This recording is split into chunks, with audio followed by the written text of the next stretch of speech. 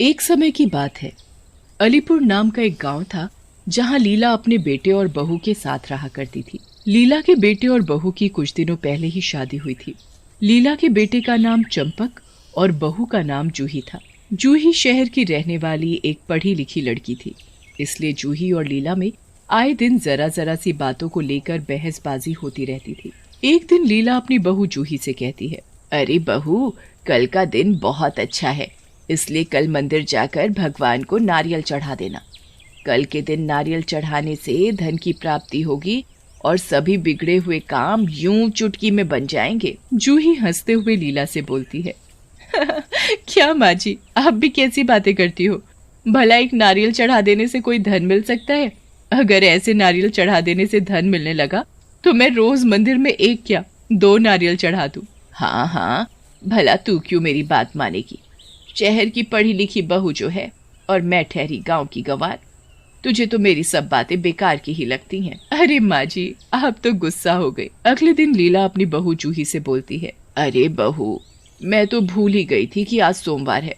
जा जल्दी से एक कटोरी में थोड़ा सा नमक डाल के दे दे। नमक? किस लिए माँ जी? अरे नदी के पास एक बरगद का पेड़ है, वहां पर ही ये नमक चढ़ाने जा रही हूँ। अब जा जल्दी से मुझे कटोरी में नमक डाल कर दे। जूही माँ जी को कटोरी में नमक डाल कर दे देती है। माँ जी के जाने के कुछ ही देर बाद वहाँ चंपक आता है। अजी जरा सुनिए तो। हाँ भाग्यवान, बोलो। लगता है आज फिर से सास बहू में बहस हो गई है। अजी आप भी ना कैसी बातें करते हो। मैं बस ये कह रही थी कि ये माँ जी हर सोमवार को कटोरी में नमक लेकर पेड़ के नीचे चढ़ाने क्यों जाती हैं? आखिर ऐसा क्या है उस पेड़ में? अरे उस पेड़ पर एक चुड़ैल रहती है, इसलिए माँ ही नहीं बल्कि गांव के सभी लोग हर सोमवार को वहां पर नमक चढ़ाने जाते हैं। और अगर कोई गांव वाला गलती से उस पेड़ के नीचे नमक चढ़ाना भूल जाए तो वो चुड़ैल उस गांव वाले के शरीर में प्रवेश कर जाती है और एक एक करके अपने परिवार के सभी लोगों को बहुत बुरी तरह से मार डालती है।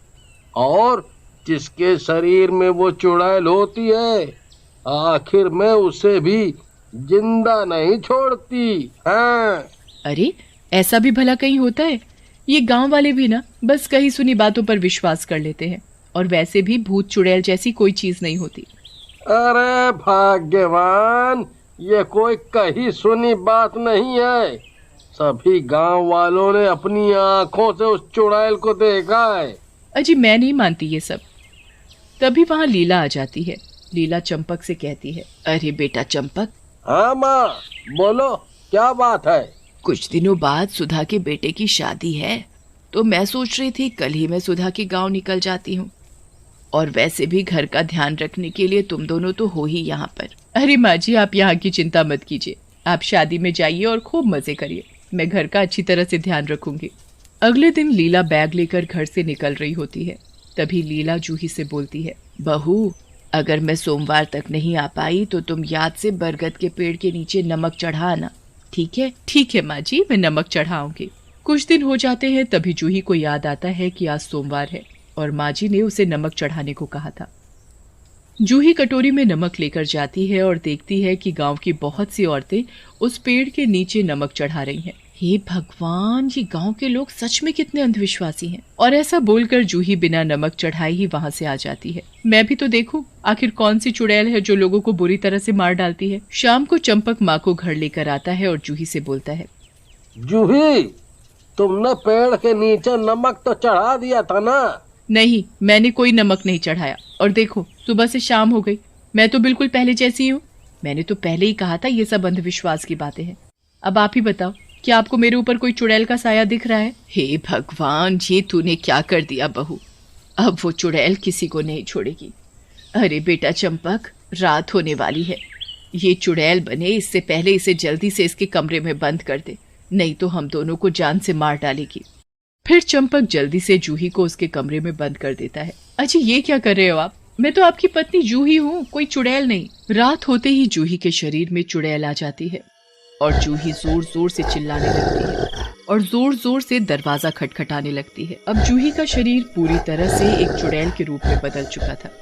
ए बुढ़िया, दरवाजा खोल, नहीं तो तेरा वो हाल करूंगी कि तूने सपने में भी कभी नहीं सोचा होगा। हे भगवान, ये तो चुड़ैल बन गई, अब क्या होगा? अरे चंपक, तेरी बहू खुद तो मरेगी, साथ में हम दोनों को भी मार डालेगी। अब खड़ा खड़ा क्या देख रहा है? जा, जल्दी से जाकर पहाड़ी वाले तांत्रिक बाबा को बुला कर ला। चंपक जल्दी से तांत्रिक बाबा को वहाँ बुला लाता है। तांत्रिक बाबा मंत्र पढ़ना शुरू कर देता है। उसकी आवाज सुनते ही चुड़ैल जोर जोर से हंसने लगती है और बोलती है,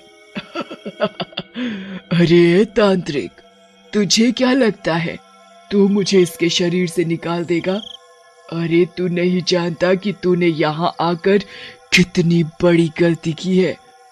अब इन दोनों के साथ में तुझे भी मार डालूंगी। तांत्रिक बाबा तेज आवाज में मंत्र बोलते हुए कमरे का दरवाजा खोलता है। दरवाजा खुलते ही चुड़ैल बाहर आ जाती है। जूही को एक डरावनी चुड़ैल के रूप में देखकर सभी के होश उड़ जाते हैं। अरे जूही बहू, ये क्या हो गया? हे भगवान, मेरी बहू को ठीक कर दो। तभी चुड़ैल लीला का गला पकड़ लेती है। ए बुढ़िया, बहुत बोलती है तू, आज सबसे पहले तेरा ही काम तमाम कर दूं। अरे तांत्रिक बाबा, खड़े खड़े देख क्या रहे हो? इस चुड़ैल से मेरा गला छुड़ाओ, नहीं तो ये मुझे नींबू की तरह निचोड़ देगी। अरे मर गई रे, मर गई। तांत्रिक बाबा गंगाजल निकालते हैं और चुड़ैल के ऊपर डालते हैं। शरीर पर गंगाजल पड़ते ही चुड़ैल लीला का गला छोड़ देती है और जोर जोर से चिल्लाने लगती है। अरे तांत्रिक, ये क्या कर रहा है तू? अरे तू जानता नहीं है कि तू किससे पंगा ले रहा है? ऐ चुड़ैल, इस बेचारी का शरीर छोड़ दे। आखिर इसने क्या बिगाड़ा है तेरा, जो तू इसके शरीर में आई है? अगर तूने इसका शरीर नहीं छोड़ा तो मैं तुझे अभी के अभी भस्म कर दूंगा। ऐसा बोलकर तांत्रिक बाबा चुड़ैल के ऊपर मंदिर की भभूत डालता है, जिसकी वजह से चुड़ैल का शरीर जलने लगता है। चुड़ैल चिल्लाते हुए बोलती है, सभी गांव के लोगों ने नमक चढ़ाया पर इसने नहीं, इसलिए अब मैं इसे नहीं छोड़ूंगी। अरे चुड़ैल जी, बस इतनी सी बात के लिए तुम मेरी पत्नी को मार डालोगी क्या? तांत्रिक बाबा मंत्र पढ़ते हुए मंदिर की भभूत चुड़ैल के ऊपर डालते हैं। बता, आखिर क्यों तू ऐसा कर रही है? नहीं नहीं, मुझे कुछ मत करो, मैं सब बताती हूँ। फिर चुड़ैल तांत्रिक को सब बात बताती है। मैं भी इसी गांव में रहने वाली एक सीधी सादी लड़की थी। इसी गांव में राजू नाम का एक लड़का रहता था जो आए दिन मुझे छेड़ता रहता था।